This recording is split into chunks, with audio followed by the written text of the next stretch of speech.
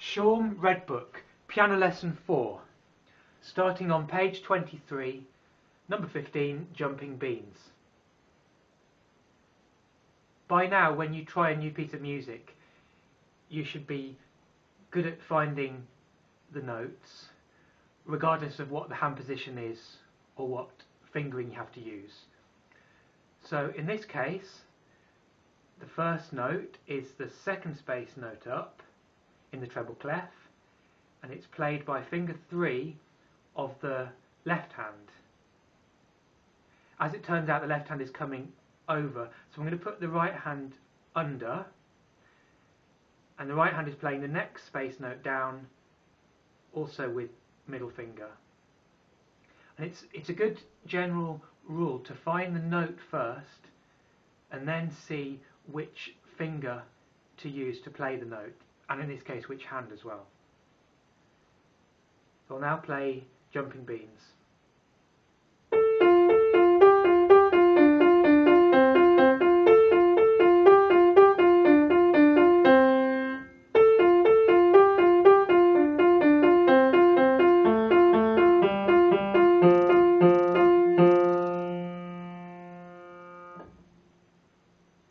So it's quite a fun piece, really, this one, and it's a good one for kids.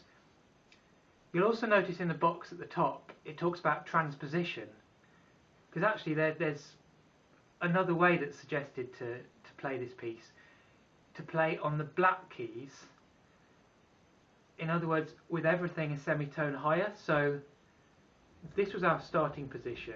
We're now going to start here, and the whole piece can be played on black keys, like so.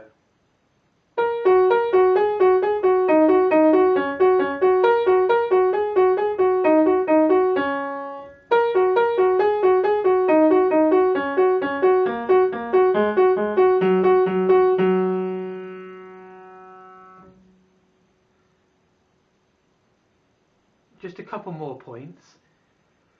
It helps to stay steady with this piece if you accent the left hand slightly more than the right hand, because the left hand is leading and it has a sort of tune, whereas the right hand just keeps playing the same note. And anyway, the left hand plays on the first of each bar and the third beat, which also would have a slight stress anyway. 1, 2, 3, 4, 1, 2, 3, 4, 1, 2, 3, 4, and so on. And just one other thing, as it says in the box at the top, the direction of the stems tells you which hand to play with. So even if it didn't say LH and RH, you'd sort of be able to tell from the stems that there's a suggestion of using different hands.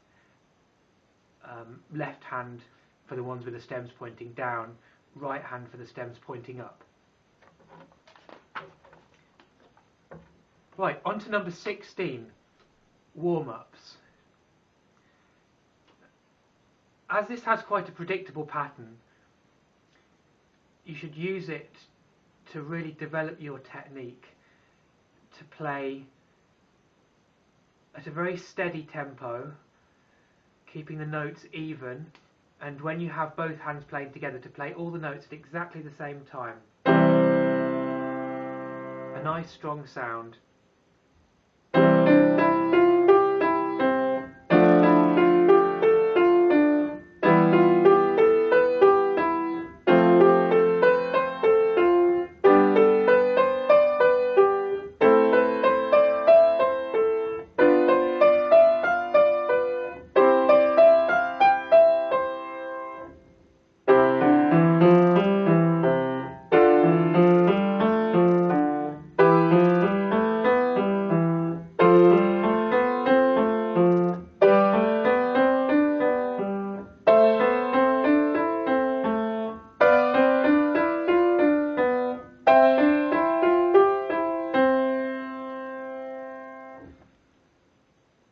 A couple of other points here. You might have noticed I was moving my hands as I played, especially the hand with the melody. helps you to keep the notes steady. It also puts extra weight on, certainly for the right hand, as you get towards the top note, which is played by the little finger, and that's your weakest finger. And here it falls on a stressed note, the third beat of the bar. So if you make sure to put a good weight into it, it'll help to keep you steady. Weight. Otherwise you might end up sort of starting to go too fast or losing the structure like this. It's not so good. Put the weight. And then when the left hand takes over the main phrase, you actually start with the little finger. So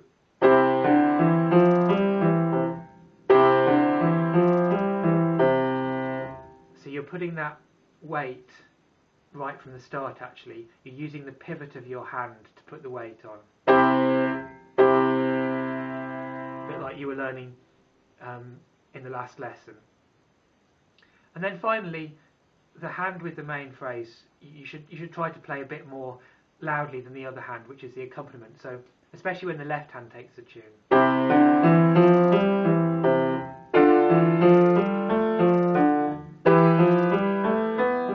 I could have emphasised it more actually, but when I was playing it before, but you get the idea. You're at least aiming to play a bit more loudly with the hand that has the tune. Oh yeah, and one other thing for this piece, it's good practice from an early stage to play it without looking at your hands, which you should be doing most of the time anyway, because there aren't big movements here. You're in one position, and all you do is you move up one again, and so on. You can maybe look when you change halfway through back to where you were. Okay, number 17, the snake dance.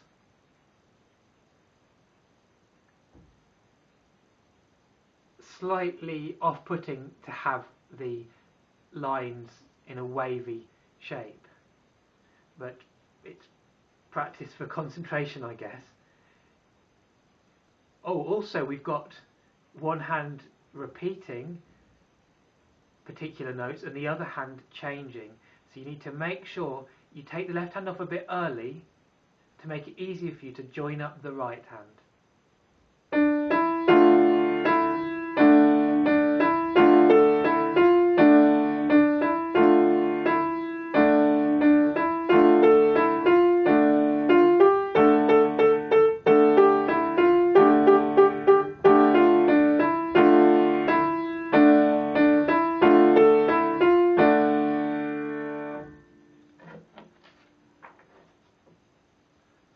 On page 26, we've got the major scales and their pattern. So when you're in C major, it's really quite easy to know which notes to play because it's just the white notes. But actually, the pattern in terms of how many semitones or halftones you move each time isn't the same throughout. It's actually bigger jumps from C to D, D to E, than it is from E to F. And again, you've got bigger jumps F to G, G to A to B, but then smaller B to C. Because for the bigger movements, you're actually going past another note. So you go from C, you go past C sharp to get to D, D past D sharp to get to E, but then you don't go past any other note to get to F, so it's actually a smaller movement. Kind of stating the obvious, but just in case that helps. So it's the number of semitones or half steps that will help you when you come to play scale more difficult scales. So we've got G major, F major, D major. As long as you know the pattern, you should be able to play any scale. So obviously a half step or a semitone, there's two of them in a whole step or tone. But I'm just going to count in semitones, and I'm actually going to demonstrate with A major, which would have even more sharps than D major. So, and I'm just going to play all the notes with the same finger to make it really obvious. So, from A, we go up 2 keys. B, we go up 2 keys again. Next note. Now we only go up 1 key, then 2 keys, 2 keys, 2 keys again, and then 1 key.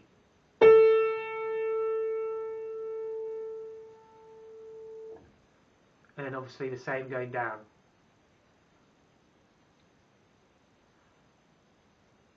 Right, in number 18, we incorporate the C major scale. So here goes.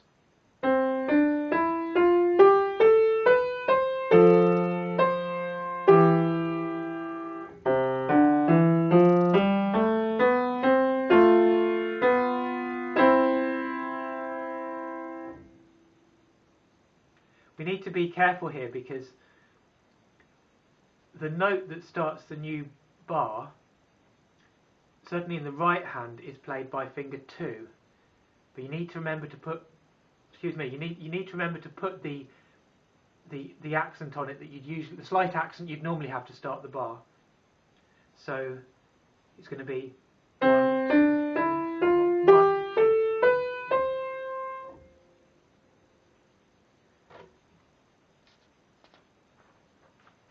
And then finally for this lesson, number 19, the Sphinx. You'll see that the left hand comes over. And I put a little accent for the left hand note because it's starting the new bar. Here we go.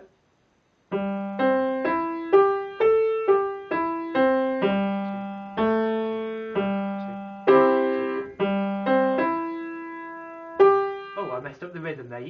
So you've got to keep it steady in this piece.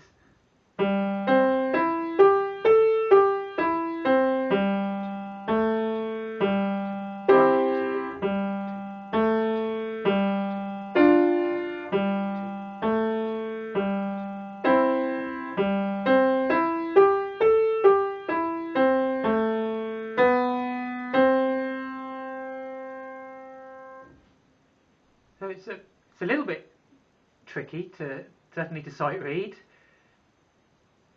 Just remember not to overlap any notes. You're joining them but not overlapping. 1, 2, 3, 4. I'm putting that slight accent for both this note and the left hand note at the top, as I said before, helps to give it structure and keep you steady. And then you need to count for the longer notes. At the end of each line, make sure you're holding on the left hand. 1, 2, 3, 4. 1, 2, 3, 4. And as stated at the top, you can think about how you're doing broken chords here. So chord, broken chord.